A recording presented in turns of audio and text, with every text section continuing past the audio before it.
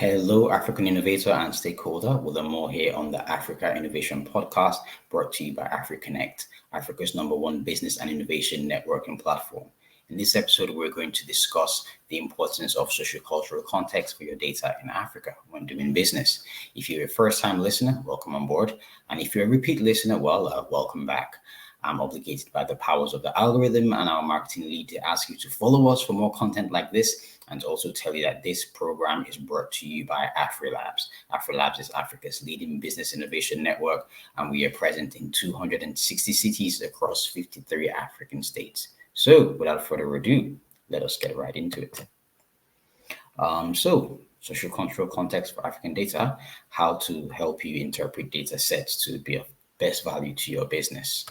So the question, I guess, is what is socio-cultural context for data? And I'm going to do this. I'm going to define this by way of analogy, so it's just much easier to understand.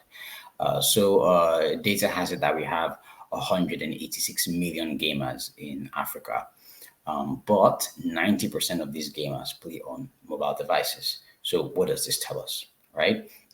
It tells us that if you were building a new video game and you wanted to push it strong in the African market, a mobile first approach would be the best idea because that's where most of the players are.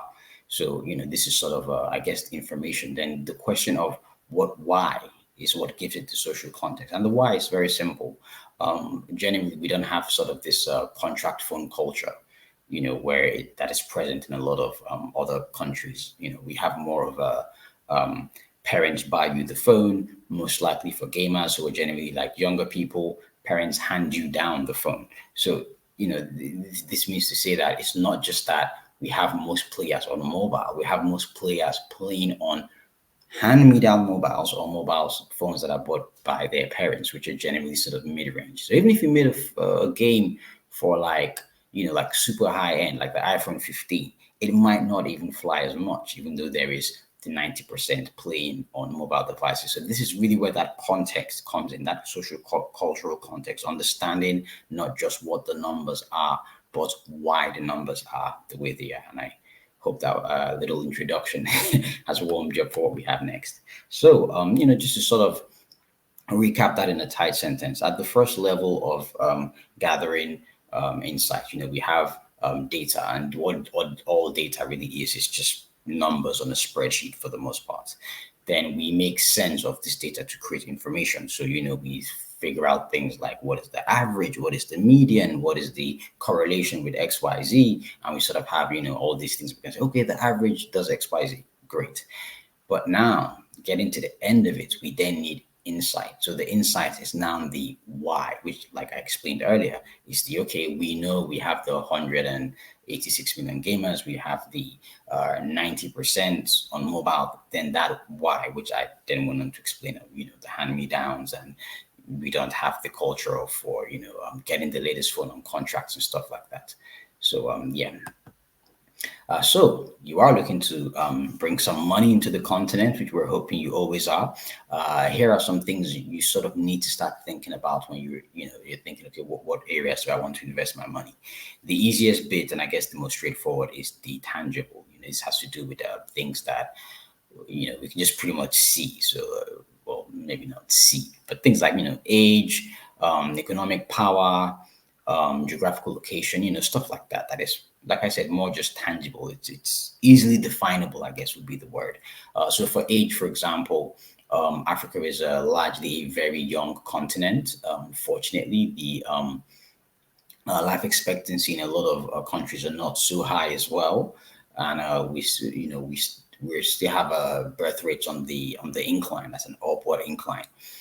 So taking this into consideration, you can think, okay, if you wanted to invest in, I don't know, a product that really appeals to maybe 80 years and above, is this, probably the best market? Or if you wanted to invest in something that has, like mass appeal for the youth. So say for example, you have like music, Afrobeats, which is like, great everywhere. And it's moving so well because there are so many young people that are listening and constantly promoting. So it's just working, when we talk about economic power, Bloomberg, I guess, said we have about 40% of Nigerians, for example, live with very little economic power. So if you were going to sell luxury goods and you read somewhere in the paper that, oh, Nigeria has 200 million people in the country, and you thought to yourself, oh wow, yeah, I'm gonna push in all this my all this my luxury goods into this country because there's so many people to buy. You might find that there's a bit of a miscalculation there because the population might be huge, but the spending power might not necessarily correlate with things like luxury items. When it comes to things like geography, the continent is huger than most think.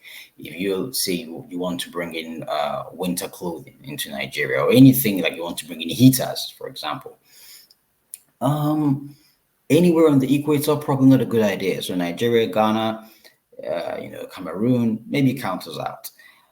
When you start going further down south or even up north, you start to see places where they experience, something you could approximate to a winter. And it gets pretty chilly, in South Africa, it gets pretty chilly in Kenya. So just sort of having all these ideas in your mind is, a good way to sort of start. And then the second category is the behavioral category. So, what are some of the things that are embedded in the culture that, that works with everyday behavior?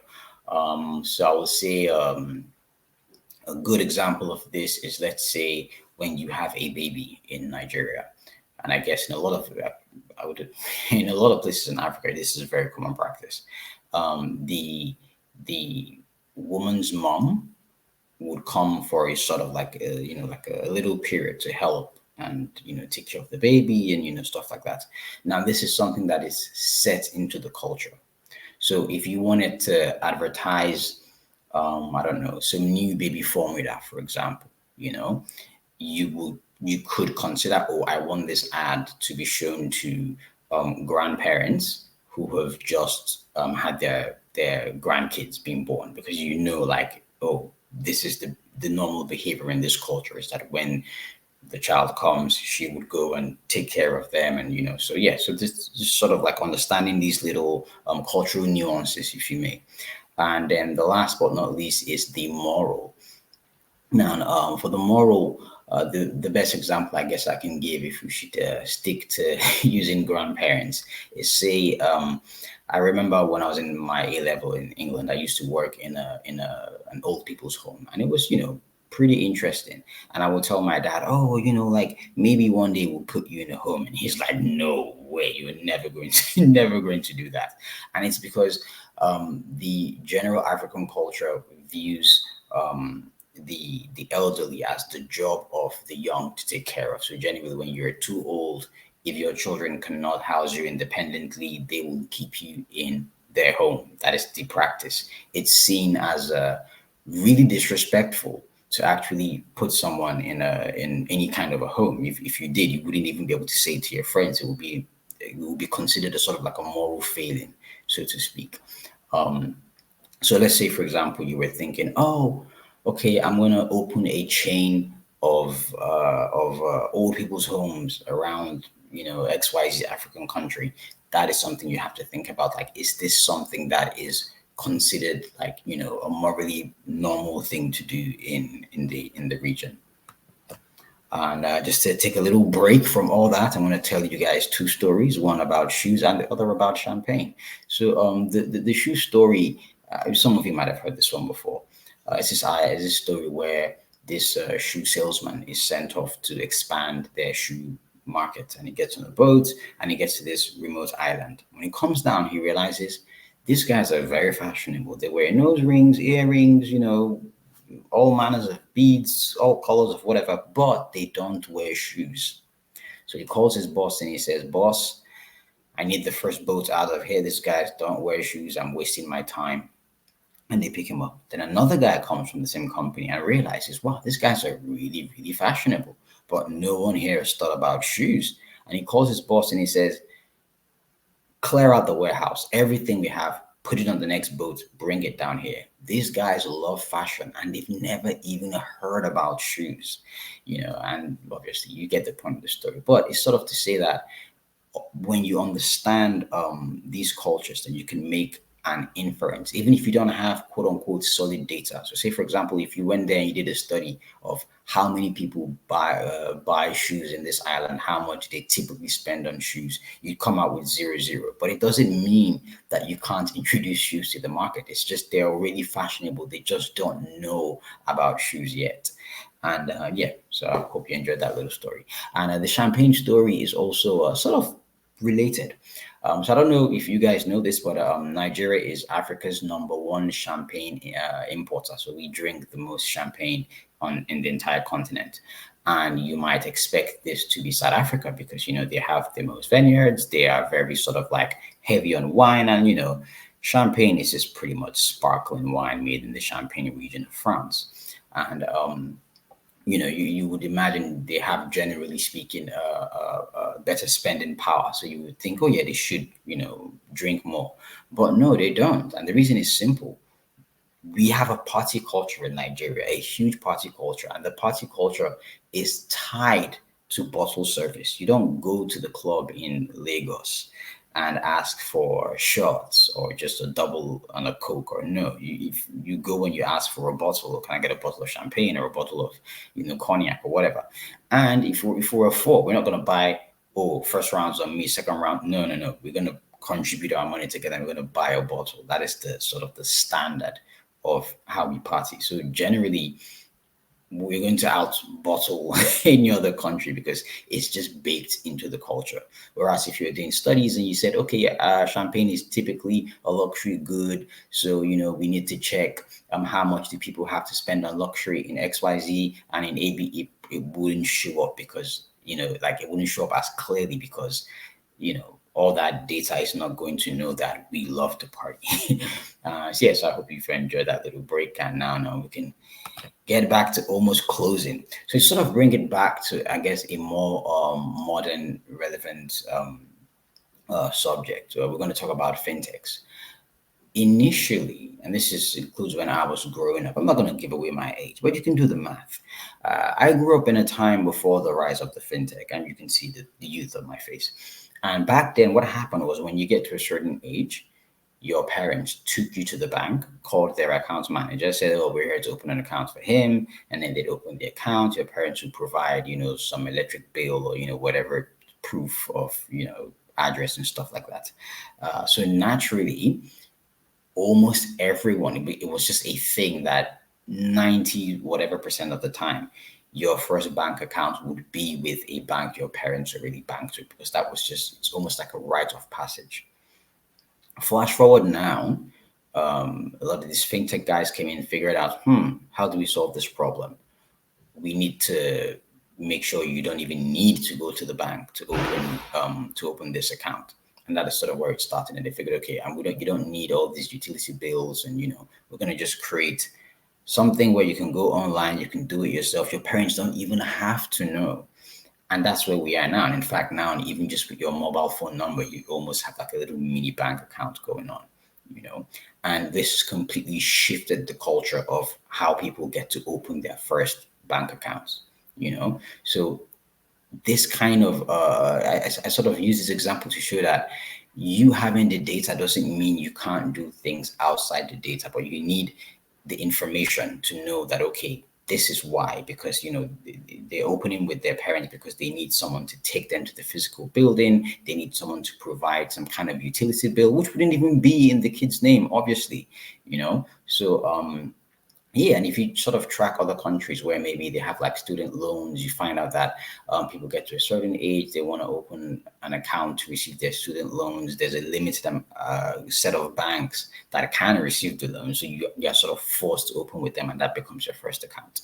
Or you see brands actively advertising. This was the case when I was in school in England many light years ago now, where like banks would advertise, this is our student package, this is our young people's package. And it's not advertised to the parents, it's advertised to the young people themselves. Whereas back then, back home in Nigeria, that it would be, oh, open an account for your child. That was sort of like the strap line that they used to go with.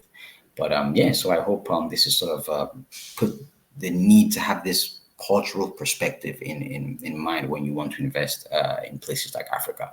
And really and truly, that is really at the heart of what we do at AfriLabs. We have, like I said earlier, 260 hubs spread around 53 countries. So we have local people with local knowledge. And yes, so I guess to wrap up, I would say pretty pleased with the spice and sugar on top. Join the community at AfriConnect. That's africonnect.net if you want to get the URL. This place you get to meet VCs, you get to meet other entrepreneurs. You can have conversations about different industries. And also, of course, all the AfriLabs opportunities that flow through our pipeline, you would also be the first to know, because that's the benefit of being in our network. If you want to learn more stuff about just developing your startup, maybe you're an entrepreneur or you manage a hub, you can obviously check out our AfriLabs Academy. It's completely free. It's completely online, so you can build it around your current schedule. And last but not least, of course, check out our website on afrilabs.com. And if you like all the chit chat, there's always the WhatsApp community. It's sort of like a gateway community into all the other communities. So you're always welcome there as well. And I guess that is it for the day. Thank you for listening. And yes, thanks for sticking around to the end. Do not hesitate to drop your comments. I promise you, I read every single last one of them. And we'll be back same time next week with another exciting topic. Do not forget to follow and subscribe to stay in the loop. Or better yet, like I already said, join the AfriConnect community. That's africonnect.net. So you can start networking with like minds. And with them more, thanks for listening. Goodbye.